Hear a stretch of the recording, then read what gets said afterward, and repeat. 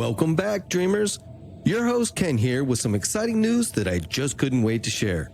Somewhere in Dreamland now has an amazing new merch store filled with custom Somewhere in Dreamland hoodies, t-shirts, coffee mugs, pint glasses, and much, much more. So what are you waiting for? Why not hop on over to dreamlandpodcast.weebly.com and grab yourself or someone else some custom Dreamland gear now.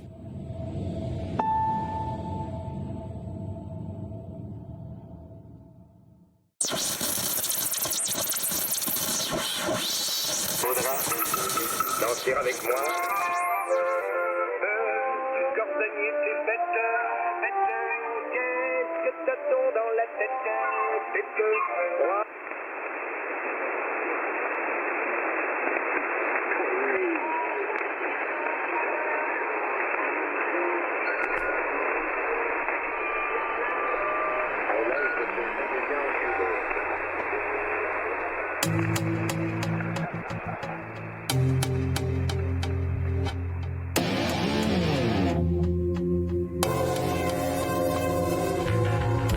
Welcome back, dreamers. Tonight, my guest is Stephen Hawley Martin. Stephen is the author of over 3 dozen books, including many on the afterlife and the metaphysical. With his writings, Stephen has gathered a first-place award for fiction from USA Book News and has become the only 3-time winner of the Reader's Digest Book Award. In this episode, Stephen and I speak about the hidden powers of the mind, simulation theory, the afterlife, and near-death experiences. So without further ado, grab your blankets, turn down the lights, get comfy, and let's fade away into Dreamland.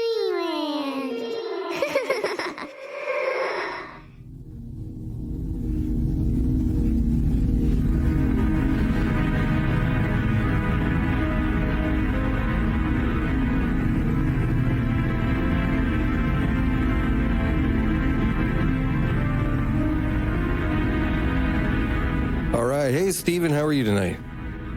I'm doing great. Thanks for having me, Mark. Yeah, absolutely. Absolutely.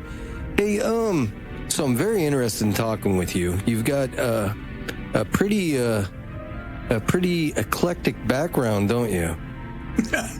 Well, I guess you might say that. Yeah, I been in the advertising business. I've been writing books for a while, and now I'm in the publishing business. All right. Sounds good. Yeah, you've published like 28, 36 books, something like that. Something crazy, right? You know, I lost count, but I think it's at least 36, although some of them are sort of like several books that I put together into one volume, that sort of thing. So I don't know if you count that. But yeah, probably about 3 dozen, something like that. Okay. And you were also responsible for creating the slogan "Virginia is for lovers," and had something to do with the GEICO Gecko as well, don't you? Yeah, that was my advertising agency that I was a principal in for a long time. The Martin Agency. It's a really terrific ad agency, and I can't take all the credit for either one of those. I mean, they were group efforts, and yeah, we were just talking about Virginia's for Lovers. The way that came about, it was a long time ago, but we had the Virginia Tourism Account, the state of Virginia travel service, it was called, a state agency. And we, Virginia gets a lot of visitors from other parts of the country and even other parts of the world. And, we've got a lot of history going on here, and we got mountains and we got beaches and we got theme parks and so forth. So we were trying to come up with a advertising campaign to run in the places where our visitors usually come from. And somebody had the idea that we should run some ads about, Virginia is for history lovers, or Virginia is for mountain lovers, or Virginia is for beach lovers. And in that meeting, somebody suggested, why don't we just drop the adjective and say Virginia is for lovers? And that's what we did, and that's how that slogan came about. It was a headline for some magazine ads that became the slogan for Virginia and still is. And in fact, when you ride into the state, you'll see the sign, welcoming visitors that says Virginia's for lovers. So it's been around for quite a while now. Yes, sir. It sure has. And it's a pretty famous one, actually. Yeah, and copied by others. New York decided to use, what do they say? Oh, I love New York. Yeah. So, I mean, they kind of copied us. But that's okay. Copy is the greatest form of flattery. It sure is. Well, hey, I want to talk with you about several things, and I want to kind of try to get them all in as much as I can. But I did read your book on Edgar Cayce, and that's something that Edgar Cayce is fascinated me since I was a little child, and I'd like to talk about that a little bit because reading your book, you're kind of an expert on Edgar Cayce. So I'd like to know how all that came about. What is your interest? And here's some stories. Yeah, well, it came about because a while back, I guess it was in 2007 through 2009, I had a podcast. We didn't call them podcasts back then. We called it Web Talk Radio. And my interest, of course, and the name of the show was The Truth About Life. And I interviewed all kinds of people who were trying to figure out what life was all about, everything from quantum physicists to near-death survivors to people who were studying the paranormal and things like life after death and reincarnation and all that sort of thing. And so it seemed, I spent a lot of time in Virginia Beach. I live in Richmond, which is only about a 2-hour drive from Virginia Beach, and used to go down there every summer for, my family would rent a cottage, for a week or something like that. And right at the corner of 68th Street and Atlantic Avenue, only a block or so from the ocean, is the Association for Research and Enlightenment, which is the institute that Edgar Cayce formed back in the 1930s. For those who don't know, Edgar Cayce was, he lived from 1875 to 1945. When he was alive, and even afterwards, he was known as the sleeping prophet because he would go into a self-induced trance twice a day and answer people's questions. And supposedly he was able to tap into what's called the Akashic records, which I would say the best way to describe the Akashic records is that it's sort of the hard drive memory of the universe, of the at least of the earth, and everything that anybody has ever thought or said or done or whatever is stored in the Akashic records from the beginning of time until now. And so he would go into this trance, and people came to him. They would actually, back then, they would send him letters, asking questions. And his wife was kind of the intermediary. She would get the letter, and Cayce would go into a trance, self-induced, and he had a stenographer there who took down everything in shorthand and then typed it up later. And a lot of people would ask him questions about why they had a certain illness, like their doctor couldn't figure it out. And he would go and he would answer them. And Cayce was a very devout Christian. He grew up in a kind of, I guess, sort of fundamentalist household, and he decided at an early age that he would read the Bible once every year. So after when people were asking him these questions, it started coming back often that someone had an illness or some psychological problem that stemmed from a previous life. That they, for example, if they had a phobia about water, he might tell them, well, it's because in your last life you drowned, and therefore that's why you're afraid of water. So these kind of things came out, and he couldn't believe what he was saying. He didn't know what he was saying. He had to find out after he came out of the trance, and the stenographer told him. And so that really shook him because he didn't personally believe in reincarnation. He was a Christian, and of course, it's not part of Christian canon. But then Edgar Cayce read through the Bible again, as he did every year, and he actually saw a number of places where that he hadn't really understood previously that made sense when you realize that incarnation canon does happen. So, but as far as how that book came about, Mark, as I said, used to go down to Virginia Beach pretty frequently, at least for a week every summer for a number of years. And I would go over to the Association of Research and Enlightenment, and they have a bookstore there. And being interested in the paranormal and psychic phenomenon and metaphysics, I would go into the bookstore and buy books. Well, when I had this podcast, this talk radio show on the internet, I thought, well, heck, Edgar Cayce is a fascinating guy. I should interview experts on it. So I got in touch with the Association for Research and Enlightenment, and I lined up interviews. And I actually interviewed Edgar Cayce's son, Edgar Evans Cayce, who at the time that I interviewed him back in 2009 was 95 years old, but still very sharp. And I also interviewed Tevin Todeschi, who is, and still, I believe, the executive director of the Association for Research and Enlightenment. And I interviewed another guy named Peter Woodbury, who is an expert on Cayce and the Cayce readings, who also happens to be a psychologist,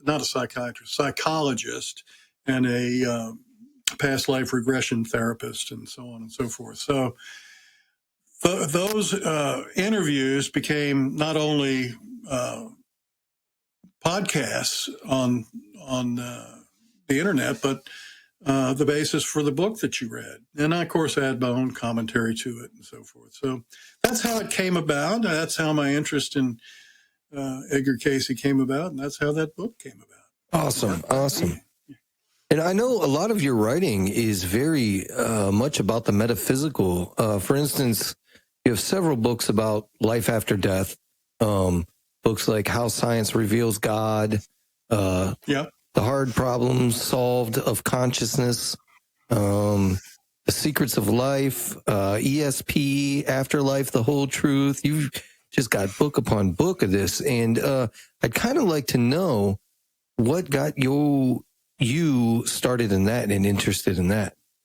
Well, good question, Mark. I grew up in a family that was very scientifically minded. They are what I would describe now as scientific materialists. They didn't believe anything existed. If you couldn't see it under a microscope, it didn't exist, which is kind of what the scientific materialists believe, that everything is matter and that there's nothing else besides matter. No spiritual world,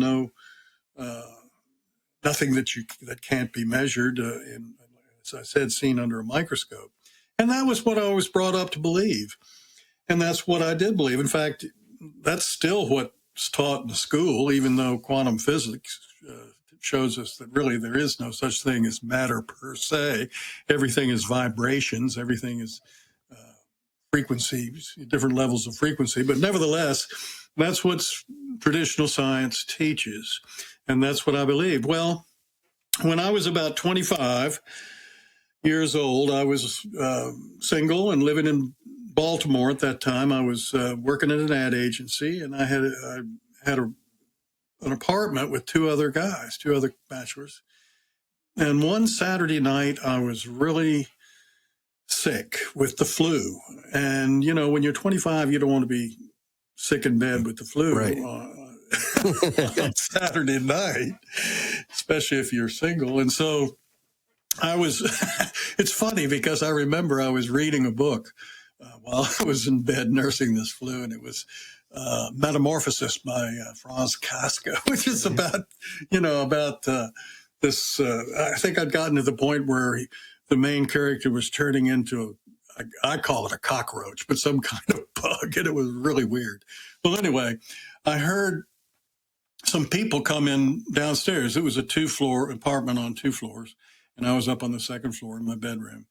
And I heard some people come in downstairs, and then I heard some more people come in downstairs, and then I heard some more people, and then I heard all this din going on there and this music going on, and oh my God, there's a party. And my roommates have invited the neighborhood over, and they're having a party downstairs. And so I thought, well, maybe if I get up, put on some clothes, go down there and have a couple drinks, talk to people, I'll feel better. So that's what I did. I got up, I put on some clothes. It was kind of a struggle because I really was feeling pretty bad. I dropped that book by Kafka on the floor, and I think it's probably still under the bed there, 25, 30 years, 40 years later. But anyway, because I never picked it up again. But I went downstairs. I had a couple of drinks. There were some people smoking something, and, I participated in that. And, well, I started really feeling even worse, terrible. I practically knee walked back up to my bedroom, and I flopped out of the bed, and it was like it was spinning around. I felt like I was on the propeller of a helicopter that was taking off. It was just awful. And suddenly I felt okay. And I was looking up at the ceiling, and I saw that there were these little cracks in the ceiling, and there was kind of dirt in there. And I thought, that's strange. And then I turned and I looked down, and I saw myself on the bed, sprawled out like roadkill. And I had this sudden understanding, or I don't know how you describe it. It wasn't really an epiphany, but I was thinking, that's my body down there, and I'm up here. So I'm not my body. I'm my consciousness. I don't know if I made that connection right then, but when I woke up the next morning, it didn't last very long. It probably was a minute or two. And then I guess I just, went back in and passed out, or whatever, was already passed out, and woke up the next morning. But it was very real. There's no question in my mind that I was out of my body, even the next day and even now. And so it started me wondering about what I'd been taught all those years. And so I began on this quest that I continue to be on today to figure out what the true nature of reality is, and whether we, continue on after death and so forth. And I joined the Rosicrucian order, which is a society of mystics that study metaphysical laws, and I took all the courses at that time. They were like corresponding courses, and I made it all the way through all their courses and became an adept. And I read everything I could get my hands on about metaphysics. And later on, I had that weekly podcast where I've interviewed over a course of about 3 years, over 100 experts on different subjects to do with metaphysics. So that's how it came about. And after doing that Web Talk radio show, I started, writing books. And because I'd gathered so much information, I had so much that I was able to do that. And probably the one that sold more than any other is called Life After Death, Powerful Evidence You Will Never Die. And it's, most of what I've gathered on that subject. And I've got a lot of credible sources: the University of Virginia, University of California at Berkeley, Duke University. A lot of major institutions have conducted studies that haven't been really reported on in the mainstream press that I know of. But when you put it all together, it's pretty clear that we are spiritual beings who are having what I call a temporary physical experience. We're spiritual beings, I think eternal spiritual beings, having a temporary physical experience. And it's probably not the first time we've been here on this earth. I think most of us have been here a number of times.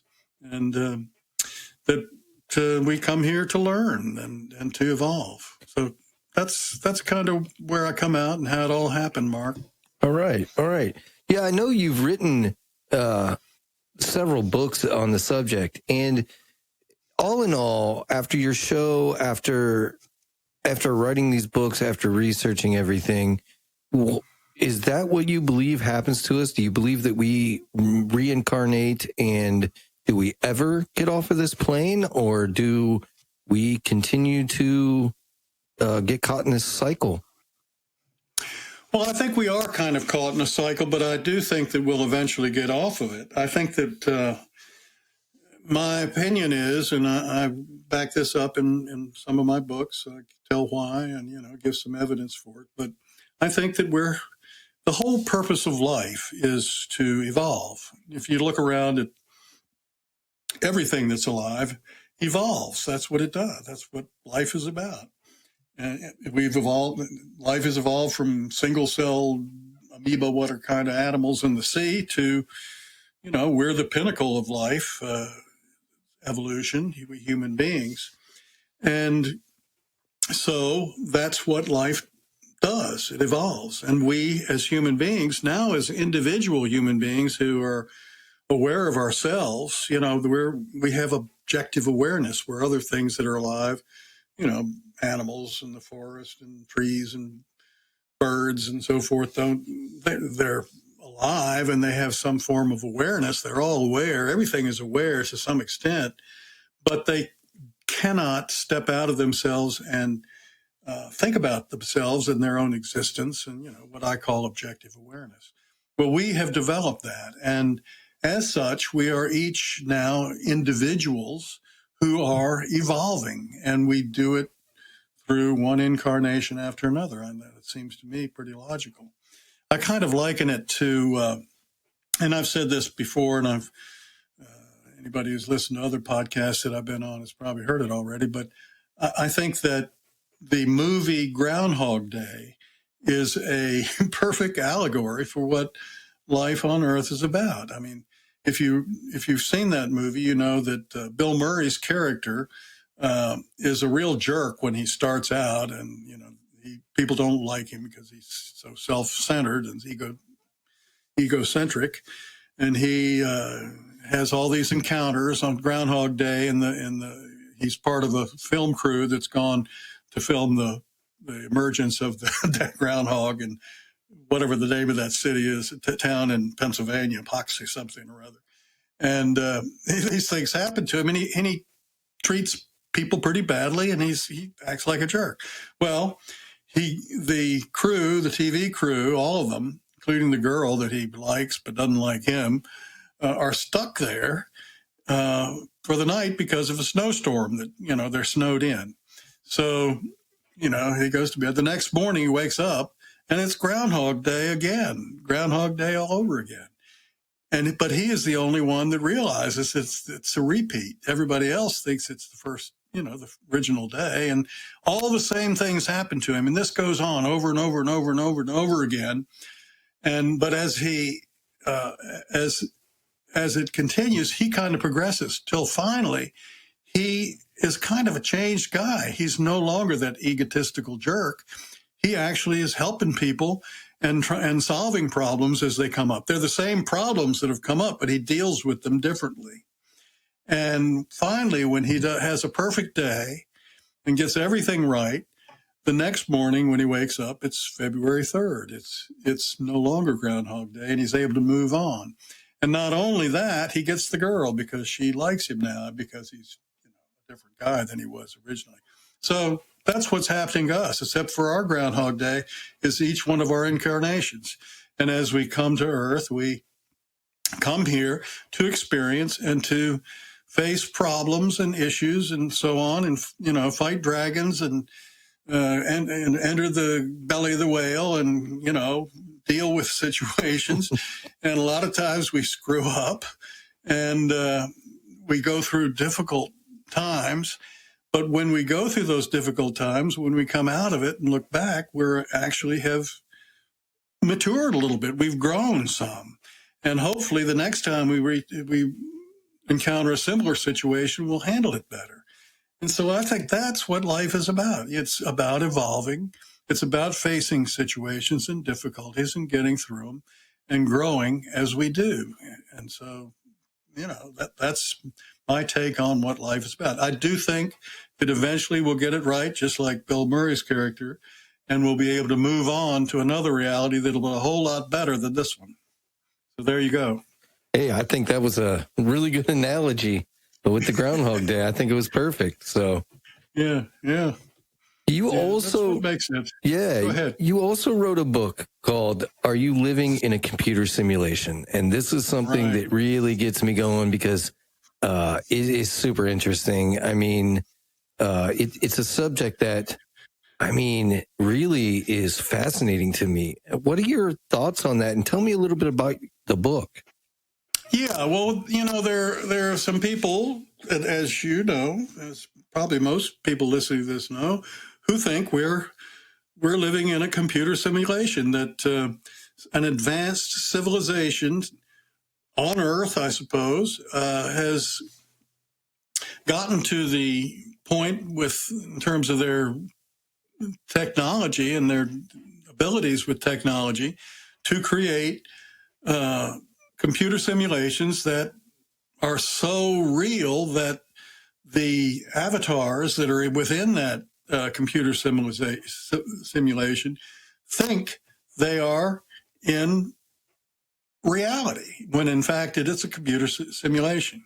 Now, I understand why they think that, because if you are a scientific materialist, which we were just talking about, that means that you believe that nothing exists except matter, that everything is matter. Now, if you believe that, that's the premise of scientific materialism, that everything is matter. There's no such thing as spiritualism, or even consciousness for that matter, existing outside of matter.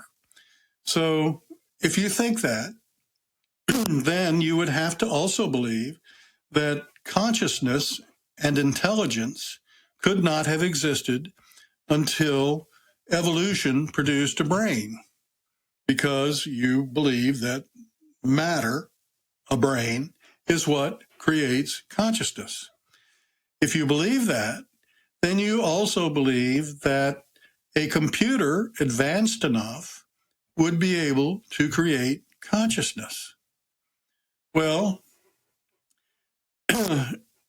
then eventually, when technology is, developed enough and evolves enough, it will be possible, therefore, to create a computer simulation and characters, avatars, whatever you want to call them, within the simulation that are conscious, that therefore believe that they're living in a real reality, when in fact they're living inside a computer.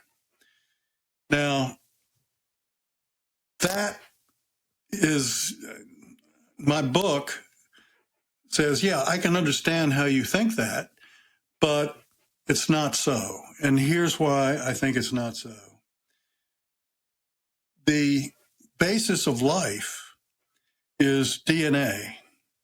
The DNA molecule is within every cell of your body, has a DNA molecule in it.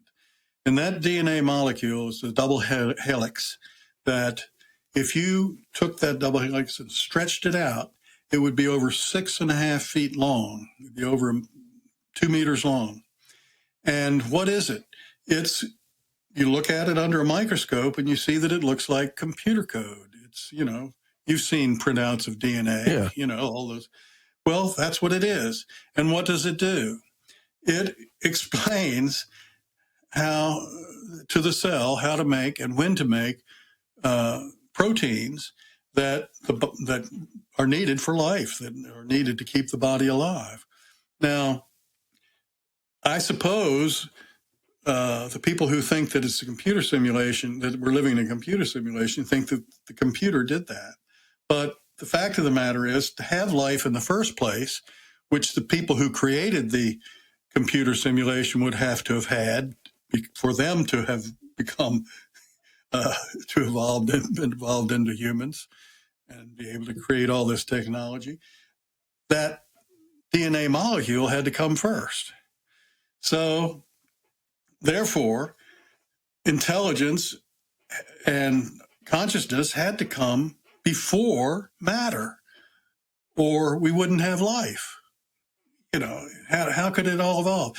One of the quotes that I love is by a man named Rupert Sheldrake, who is a chemist, a biochemist, PhD type he's from the UK, but he's an Oxford educated biochemist. And one of the things he says is that scientific materialists say, give us one free miracle and we'll describe the rest. We'll explain the rest. Well, the one free miracle is that all the matter and all the laws of physics and the laws of the universe came about in a single instance from nothing. In other words, the Big Bang. That just doesn't make sense. And the idea that the DNA molecule, among all the other things that are necessary for life to happen, for that to have come about by accident, it's impossible. I mean, the mathematicians who have calculated the odds of that 6.5 foot long string of computer code that the characters in which are so small you have to look at them under a microscope, for that to have come about by accident, the odds are just 1 in infinity is what they say, which means it's impossible. So I can see how they get there if they really believe in scientific materialism, but they don't explain how the first life came about that would be creating that computer simulation. Well, a lot of people believe that first life that created that is the creator, who is what Christians or anyone would call their God. Yeah, sure. God did it. But if you're a scientific materialist, you don't believe in God because there's nothing that isn't matter. And God would not be matter. God would be consciousness. Here's what I think. I think that consciousness is the ground of being. You can call that God if you want, use whatever name you want. But the difference between my idea of consciousness being the ground of being and the Christian idea of God, and I'm a follower of Jesus. I think that he was enlightened.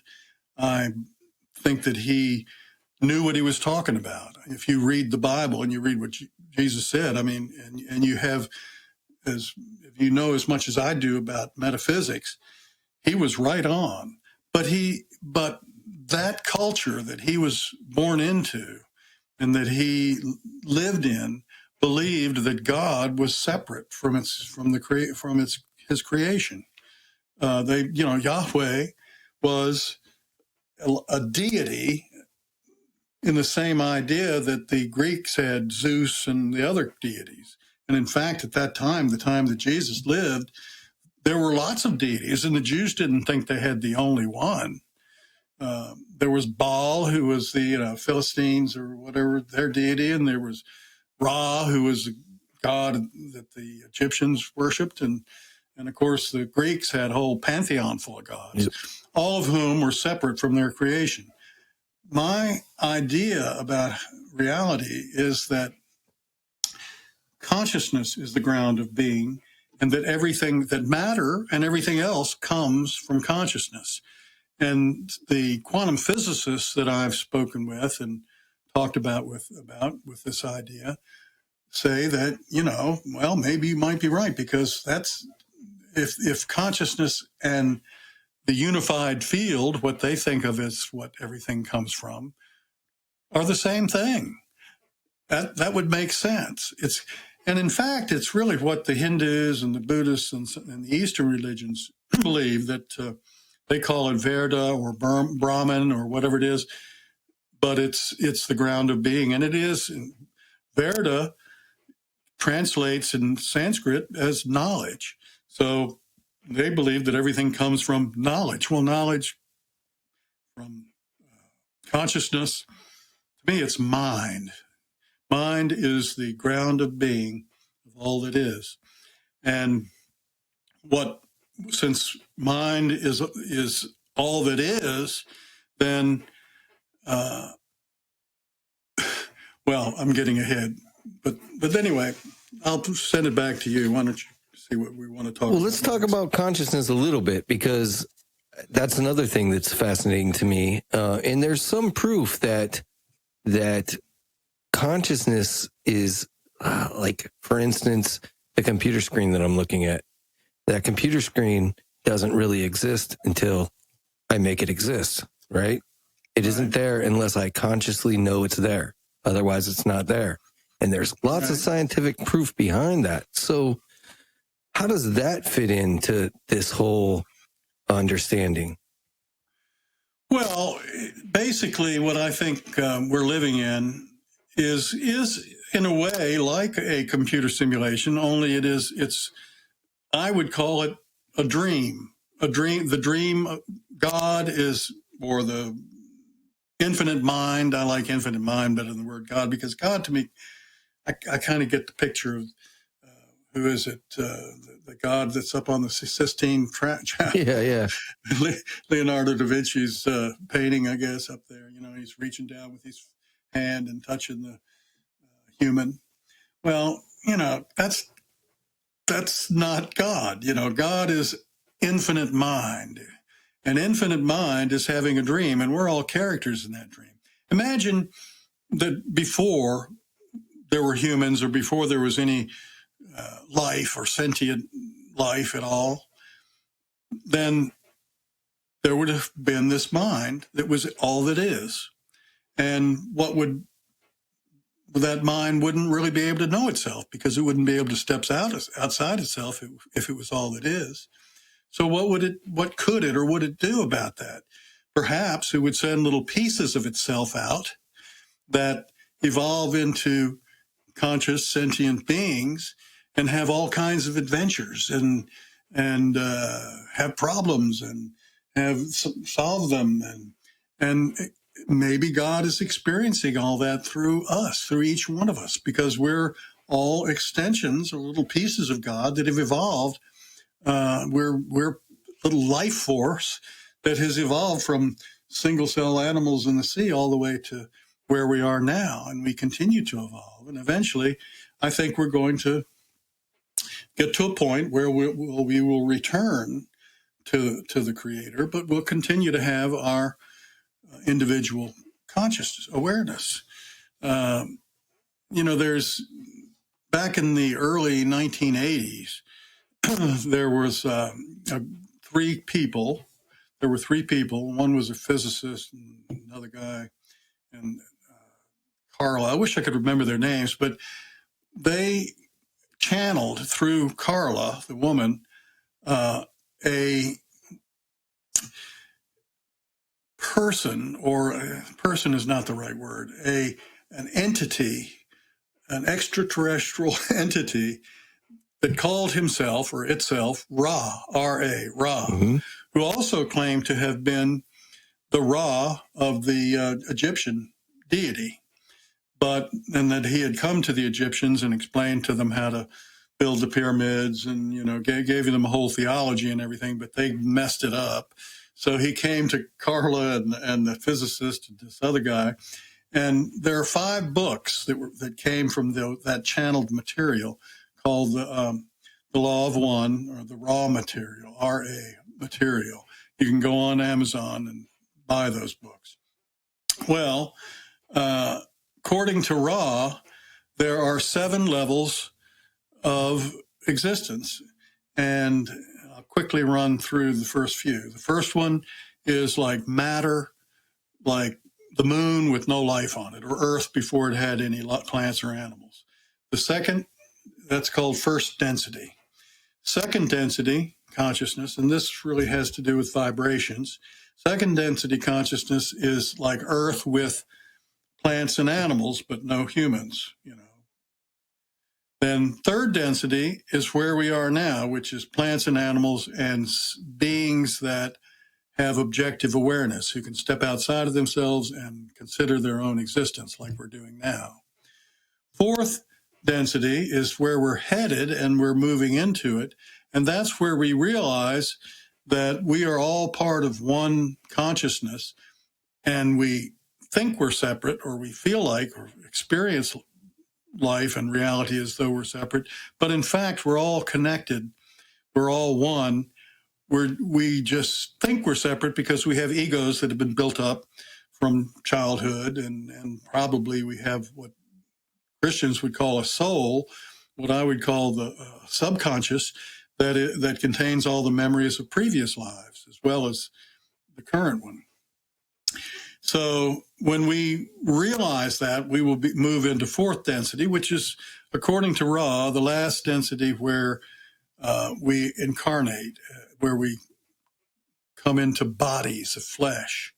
Fifth density, we have, that's when we have, when the Christians talk about heaven and light bodies, that's fifth density. And that's where we combine wisdom and this knowledge of being one being that's having all these separate experiences. And then sixth density is, I don't know, even more etherical. And then seventh density is where we return to the Creator.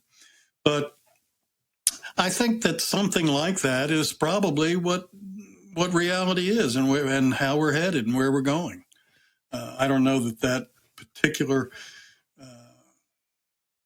that particular way is way it's happening, but I do think it's going to be something like that. And I think we are moving from one age into another. The age of Aquarius. We're moving out of Pisces, we're coming into Aquarius, and that's a fact. I mean, the zodiac is a real thing. So, I recently spoke with a gentleman who is a scholar of tarot and ancient Jewish text and such, and he pretty much, in a little bit different words, said the exact same thing you just said. With the densities, but they call them something different. They call them different, I guess, ages or whatever. But it's really interesting that to hear that from you as well, because he pretty much described exactly the same thing, just a little bit different verbiage. Well, and I think it makes sense, and obviously, different people are going to have different words for the same thing, but and to me, it just makes sense. I mean, we're evolving. I feel like I'm not the same person I was 40 years ago at all. I'm much more evolved, and partly because I've kind of worked at it, and I've read all this stuff and tried to learn all this stuff, and it makes me a different person than I was before. But I think a better person. So, yeah, definitely. And I'm going to go ahead and throw this out there, because if I don't, all my listeners that are big into the simulation theory are going to kick me right in the ass. So I'm going to go ahead and put it out there. When you were saying like the all-knowing thing took pieces of itself and made little kind of living vicariously through those little things, and they're out having their adventures and doing that. And then we add the layers on, or the densities. They're going to be asking me, well, hey, why didn't you say something about that being almost fitting perfectly into their idea of simulation theory? Because if you think about it, all those layers or densities, as you would call them, and pieces of themselves, if you take a look at it, and let's just put it in crazy terms, we're playing the video game Sims, right? It's kind of right there on par with that. So I didn't want to get myself in trouble. I had to say something about it. Well, Mark, I think that you make an excellent point. And I can see why Elon Musk and what's the guy's name? Boston, whatever his name is, who came out with that theory, why they think that it is a computer simulation, because it really does look like that. And if you believe that only matter exists, then it would be possible for a computer to create consciousness. But if consciousness is the ground of being, and if mind is the ground of being, then a computer wouldn't be able to create that. And that's why I think the theory is wrong.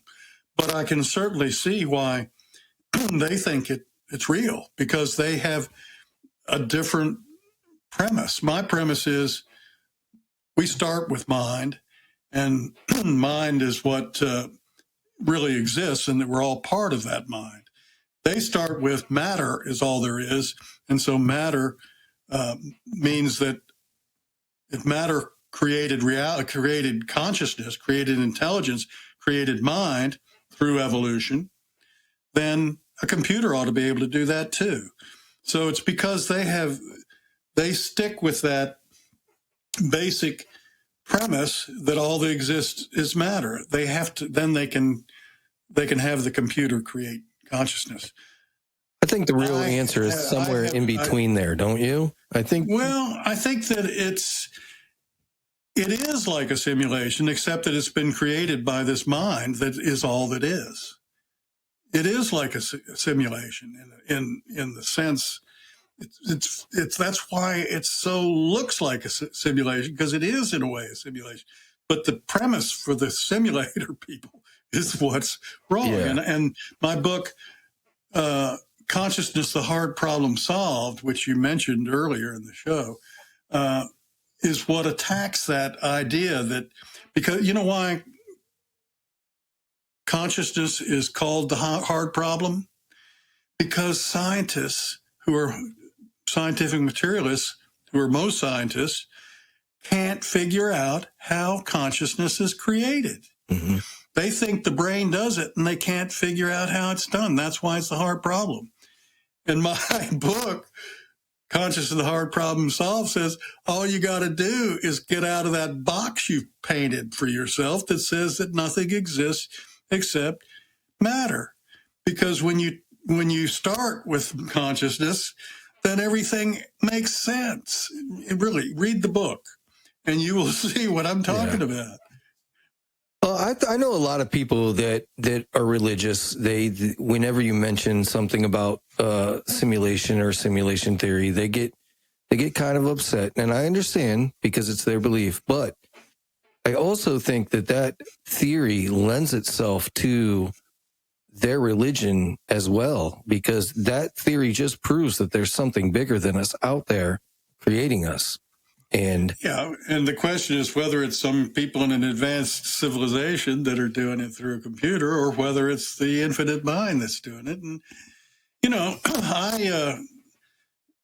as I said earlier, I think Jesus was a highly evolved and enlightened being.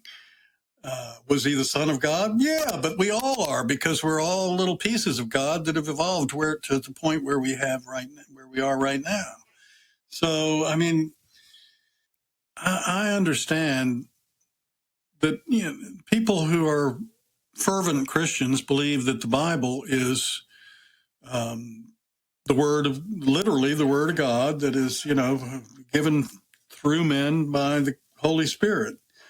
And, I think the Bible has a lot of truth in it, but I think it's also a lot of metaphor and a lot of allegory, and that you can't take it all literally. I mean, you take the idea of the Adam and Eve. There had to have been a first man and first woman, and by that I mean the first individuals who had what I call objective awareness, where they could step outside of themselves and think about themselves. The animal kingdom doesn't have that. A deer, for example, antelope who's got a offspring, the lion chases them, grabs the offspring and kills it and eats it. And the next minute, the mother of the calf that's been killed is, off grazing and has forgotten all about it. Well, she doesn't get mad at the lion for doing that, because she doesn't have the capacity to think about all that. She follows her instincts and does she follows what the spirit that's within her has her do. Well, we humans have developed objective awareness. We can step outside ourselves. And that's what the story of Adam and Eve is about. It's an allegory about the time in history and the evolution of human beings where we were able to decide for ourselves that what we wanted to do. And the story says, God didn't want us to eat from the tree of the knowledge of good and evil. Well, the antelope doesn't know about good and evil, doesn't think about the lion being evil because he ate her offspring. And so for that animal, there is no good or evil. For the human being to eat of the fruit of the tree of the knowledge of good and evil, that's conscious awareness of being able to think, oh my God, that lion ate my child. You dirty lion! I'm going to strangle you. Yeah. And so, what it's saying is, it's a time when humans were no longer driven by instinct or the God within them. They had their own. They could make their own decisions about whether or not they were going to have children, or whether they were going to go south for the winter or not. They could do whatever they wanted because they had that capacity, and that's what they were no longer communing with God and doing what God would have them to do, because they had their own free will at that point, after having eaten the apple of the fruit of the tree of the knowledge of good and evil. So that it's allegories like that, that are in the Bible. The flood. There was a time at the end of the Ice Age when there were lots of floods. I mean, the earth was covered with ice all the way down in the United States, all the way down into Pennsylvania. That's why all those Pennsylvania and New England and so forth, you see all those rocks that are piled up and now fences along the edges of fields. It's those pushed ahead of the glacier as it came forward during the Ice Age. Well, when all that ice melted, there would be huge lakes of water sitting on top of that ice. And then if when the wall broke at the edge of that glacier, that water would come pouring down and wipe out a town or wipe out a city. And of course, the ocean rose because all that water was going back into the ocean, and cities that were along the coastline were flooded. So okay, there were floods in at the end of the Ice Age, and that's where those stories about floods come from in the Bible, about Noah and all that. So I don't know. I think that there's a lot of truth in the Bible.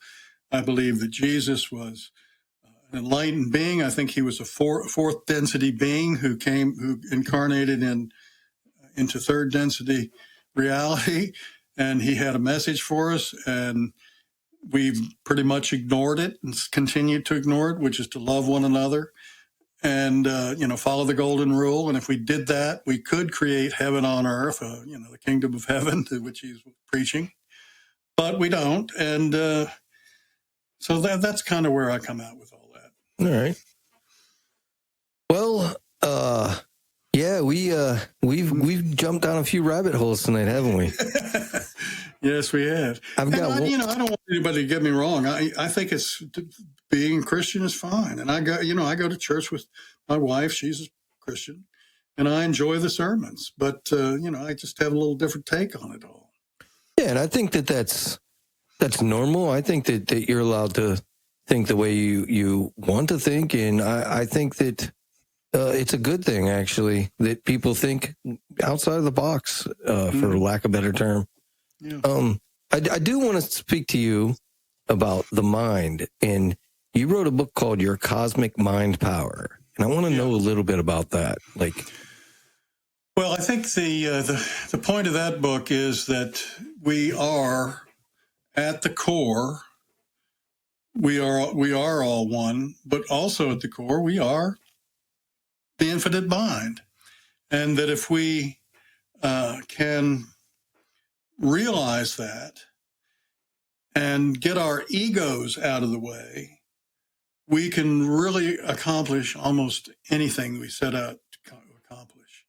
And that's your cosmic mind power, is when you can align your will with the will of the infinite mind, which is growth and evolution. And so what you have to do that, first of all, is get your ego out of the way, because the ego is, it's all about me, and, I want to be the king of the world and the head of the whatever. And the way you can really accomplish great things is to find out what your dharma is, what your ability is that puts you in the zone, in the flow, and use that to provide service in some way to others. And that's when you're aligning yourself with that cosmic mind that is, and when you do that, you may not become as rich as Elon Musk, but you will have a really good life. You will be basically a happy person who is content and fulfilled. So that's kind of what that book is about. It's about how you are part of this cosmic mind, and what you need to do is row your boat in the same direction that cosmic mind would take you. And the way you do that is to get your ego out of the way and to get in tune with that cosmic mind. Interesting. That is awesome. So let me ask you this. Where does the paranormal events fall into your theories or your thoughts? Like people that see spirits, or people that claim to be psychics or clairvoyants or whatnot. What are your thoughts on them, and where do they fit into your broad view?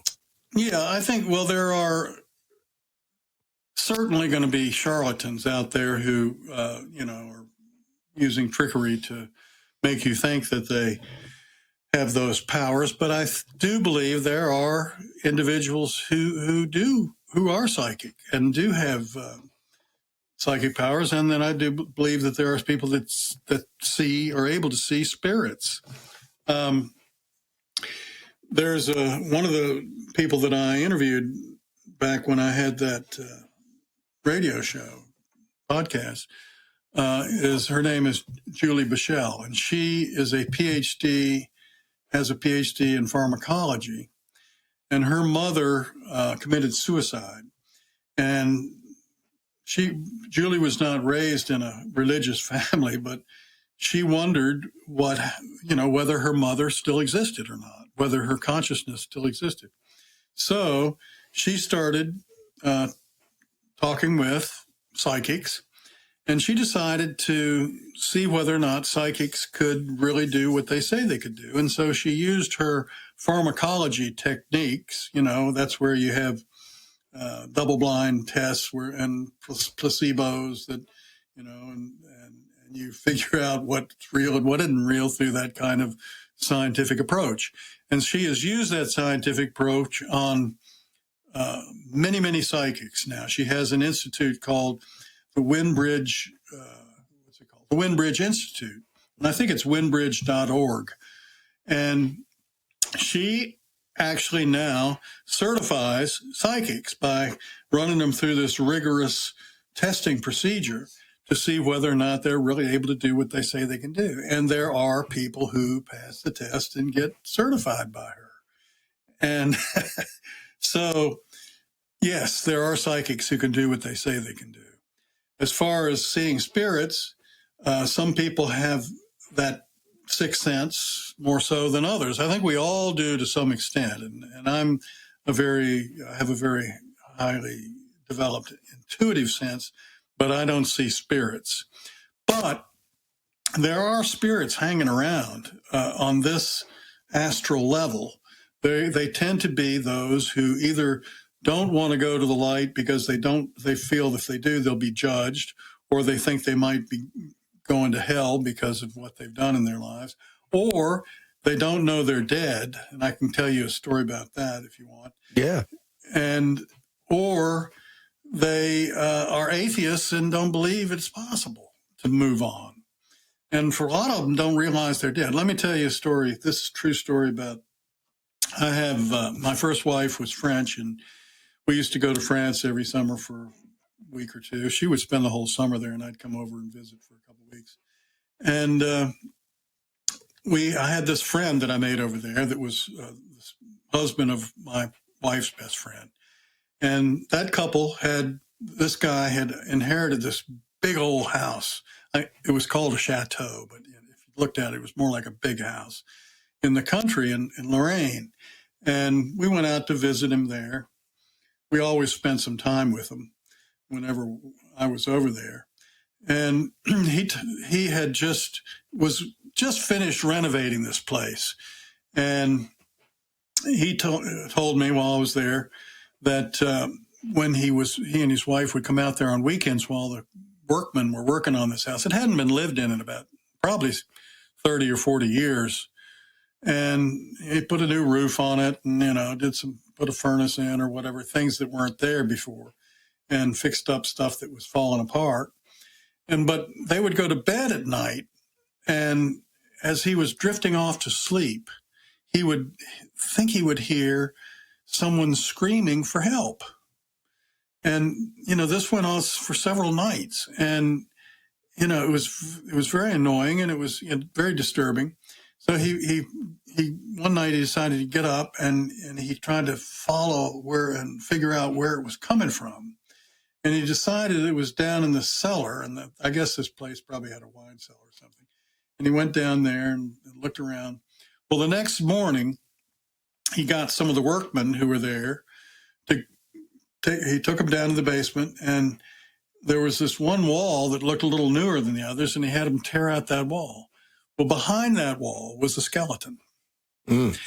Someone had, he says, probably bopped this guy in the head, put him there, bricked up that wall, and then the guy came to behind that wall and had been screaming to get out ever since. He didn't know he was dead. Wow.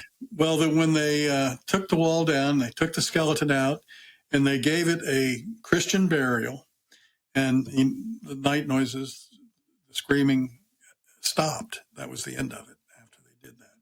So he thought, and I agree with him, that guy was knocked out, but he wasn't dead. And he woke up behind that wall and had been, trying to get out ever since.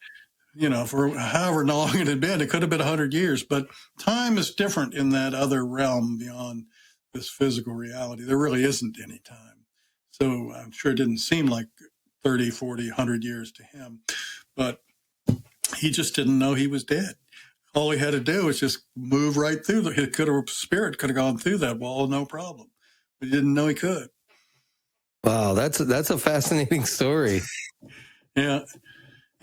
So, and apparently that sort of thing is common. There are people, there are haunted houses and haunted castles and stuff because spirits hanging around there. They're apparently, they like to stick close to wherever their body is sometimes. And so, they're probably people. I know there's one guy who's very sensitive to that sort of thing, to spirits, and he will not go near a graveyard. I can tell you that. Gets him, huh? Yeah, he's there. I know a couple people. Too many of those spirits hanging around that place. To me, I couldn't care less. I don't feel it. But. Now, what about extraterrestrials? I know you mentioned them earlier. What are your thoughts on that? I know a lot of people think that they are us just ascended in a higher power, but I just want to know what your thoughts are on those. Well, I think that it would be pretty amazing that this little Earth of ours would be the only place where there was intelligent life in the universe. I mean, there's something like, I don't know how many star systems in our own galaxy, billions. Yeah. And yet there are billions of galaxies. So, the odds are such that it would be pretty incredible if there were no other intelligent life. But I think that UFOs, for example, are really not what most people think they are. Most people think they're actual aircraft or rocket ships or, flying saucers that have come from other stars or galaxies or whatever. I think they're really coming in from other dimensions. And that's why they're able to do maneuvers that are seemingly impossible to do in this reality, because they're not really the same material stuff as found in this reality. I think that UFOs are ships that are coming in from other dimensions that are not as solid as this dimension. But they're checking us out, and they're waiting for us to reach fourth density. And when we do, then we'll probably get to be buddies with them. And not to say that they're all good or all, I think probably most of them are. But according to Ra, 95% of intelligent life is positive, but 5%, there is 5% that's, evil, what we would call evil. Service to self is what Ra called it. Service to others and service to self. And that 95% are service to others, and that 5% are service to self. And they're the Hitlers and the Mussolinis and the bad guys. Yeah. So, well, Stephen, it's been absolutely fascinating to talk with you. I mean, I could probably go on all night and talk with you about speculation and everything else. Like, I love it. So, well, I've enjoyed it, and I hope you'll let your listeners know, maybe you can put it in the write-up, to come to my website, shmartin.com. That's shmartin.com, and check out my books. Up at the top there's a menu. Click on the one that says books, and you'll see them all there, and you can click on the cover and check it out, maybe read the first couple of chapters or whatever. Yeah, do that, shmartin.com. Yeah, absolutely. And I'll include all that in the show notes so that they'll have it right there. And I'll also link it to my website.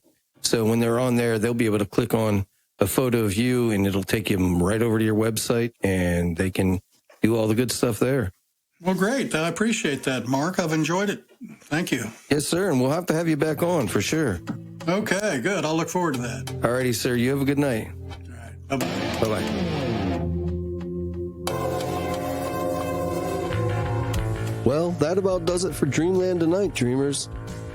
Thanks again for listening, and good night.